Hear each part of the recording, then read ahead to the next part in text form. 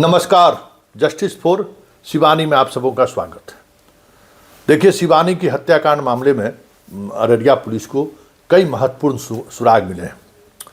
जिस टीचर पर उसकी बहन ने आरोप लगाई है, उस टीचर को अररिया पुलिस ने हिरासत में ले लिया है और उनसे देर रात से पूछताछ हो रही है। शिवानी के मोबाइल फ़ोन से भी बहुत सारी चीज़ें पुलिस को मिला है, जिसके सहारे पुलिस अनुसंधान की दिशा को काफ़ी तेज़ी से एक नए डायमेंशन की तरफ लेके बढ़ चला है।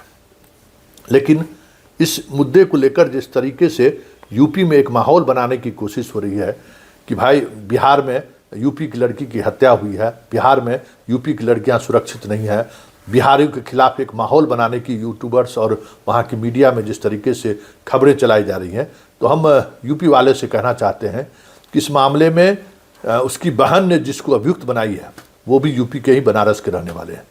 दोनों एक ही जाति के हैं और लड़की का परिवार वाले चाहते थे कि उस लड़के से इस लड़की की शिवानी की शादी हो जाए। दोनों एक ही स्कूल में शिक्षक थे। 1 साल पहले, 3 महीने 4 महीने पहले इसकी शादी नहीं हुई है। उस शिक्षक की शादी 1 वर्ष पहले हुई है और स्कूल के तमाम शिक्षकगण उनके शादी में बनारस गए थे। तो ये मुद्दा बिहार वर्सेस यूपी का है ही नहीं। ये मुद्दा पूरी तौर पर यूपी के लड़के और लड़कियों के बीच, शिक्षक शिक्षिका के बीच जो भी मुद्दा बना हो, क्योंकि एक्यूज बनाई है, वो नेम्ड एक्यूज बनाई है, तो उसकी गिरफ्तारी हुई है और दोनों यूपी का है।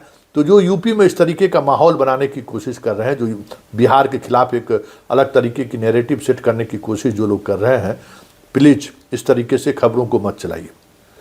जिस पर आरोप है वो पुलिस की हिरासत में है। पुलिस उसके खिलाफ ठोस एविडेंस की तलाश में है।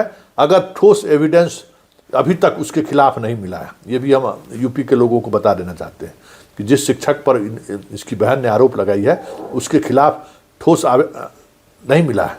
लेकिन जिस तरीके से शिवानी के मोबाइल से बहुत सारी चीज़ें जो बरामद हुई हैं, वो चीज़ें अनुसंधान की पूरी दिशा को ही बदल दी है। हालांकि पुलिस जल्दबाजी में कोई भी ऐसा फैसला नहीं लेना चाहता या ऐसा निर्णय नहीं लेना चाह रही है जिससे मामला जो है एक अलग रूप धारण कर ले। लेकिन पुलिस के पास एविडेंस है। पुलिस ने उनके मोबाइल फ़ोन से बहुत सारे ऐसे चीज़ें उन्हें प्राप्त हुई है जिसके सहारे अनुसंधान में एक नई एंगल को पुलिस को समझ में आई है। उस एंगल पर पुलिस काम कर रही है, क्योंकि देखिए, जिस टीचर की गिरफ्तारी हुई है, मतलब जिसको हिरासत में पुलिस ने लिया है, जिस पर उसकी बहन ने चार्ज लगाया है, वो खुद उस वक्त स्कूल में मौजूद था जिस समय में ये घटना घटी है। वो स्कूल पहुंच चुका था।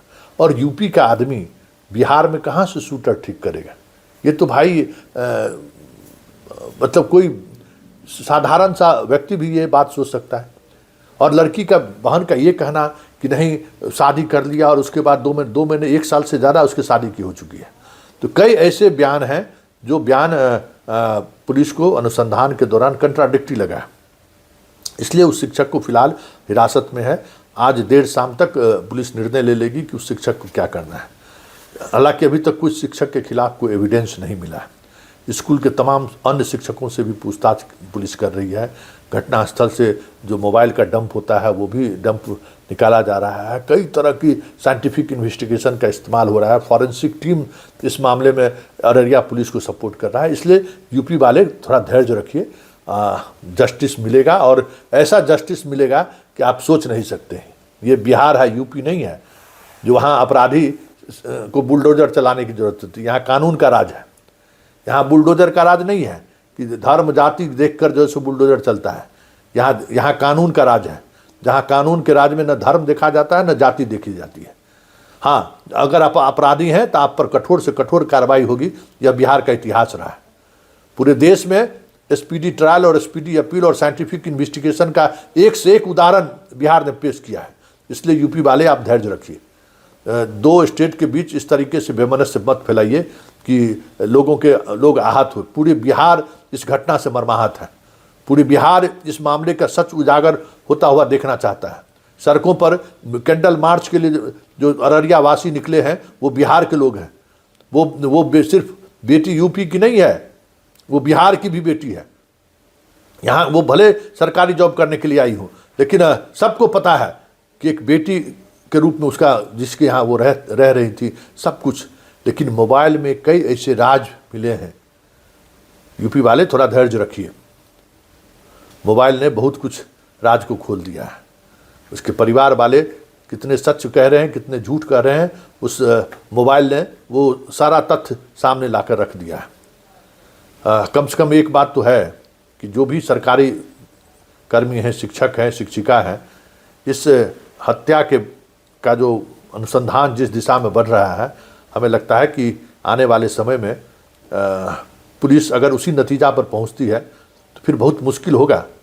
सोशल मीडिया पर जिस तरीके से आप लोग गंद फैला कर रखते हैं, पर्सनल फोटो से लेके स्कूल के बच्चे बच्चियों को लेकर, गहरी आपत्ति है पुलिस को इस अनुसंधान के दौरान। कई तरह की चीज़ें अभी आनी बाकी है, कई तरह की चीज़ें सामने आ गई है जो हम अनुसंधान प्रभावित नहीं हो इसलिए हम आप तक ये बातें नहीं पहुंचा रहे हैं। क्योंकि इस पूरे मामले में लगातार हम पुलिस के साथ हमारा संवाद बना हुआ है। हमारे पास जो हमें जो शिक्षकों से जो साक्ष्य मिल रहे हैं वो हम पुलिस को शेयर कर रहे हैं। पुलिस उस मुद्दों को लेकर लगातार अनुसंधान करे, कई तरह के टिप्स हमारी तरफ से भी दी गई है। लगातार शिक्षकों का भी कॉपरेशन मिल रहा है। इसलिए इसको राज्य के दायरे में मत बांधिए कि ये यूपी की लड़कियों का बिहार के लोगों ने हत्या कर दिया, इस तरीके से मत प्रचारित करने के लिए, इस तरीके से ट्विटर पर ट्रेंड मत करिए। बिहार के लोग शिवानी के साथ पूरी तौर पर खड़ा है और जो भी इस मामले में दोषी है उसको कठोर से कठोर कार्रवाई हो, इस पक्ष में बिहार के लोग हैं। इसलिए प्लीज़ इसको नफरत के सहारे साधने की कोशिश मत कीजिए। बिहार है, बड़ा फर्क है यूपी और बिहार में। अपराध के मामले में यूपी का क्या ग्राफ है हम लोगों से छुपा हुआ नहीं है। यूपी में किस तरीके से शासन व्यवस्था चल रही है ये भी हम लोगों से छुपा हुआ नहीं है।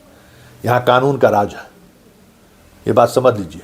और कानून का हाथ इतने लंबे हैं यहाँ कि बुलडोजर की जरूरत नहीं है। हजारों हजार यहाँ लोग अभी जेल में सलाखों में आजीवन कारावास की सजा काट रहे हैं बिहार में।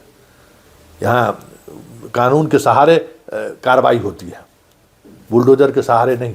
इसलिए यूपी वालों से मेरा आग्रह है कि पुलिस को महत्वपूर्ण साक्ष्य मिल चुका है, आप उनके परिवार के लोगों के संपर्क में रहिए। परिवार के लोगों को सारी जानकारी है कि पुलिस किस दिशा में आगे बढ़ रही है।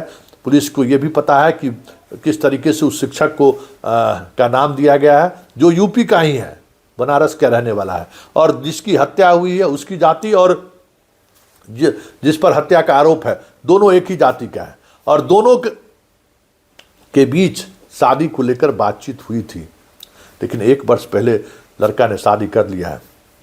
इसलिए उस एंगल से कुछ निकलने वाला है और नहीं है। जो नई एंगल सामने आ रही है वो थोड़ा चिंता वाली एंगल है।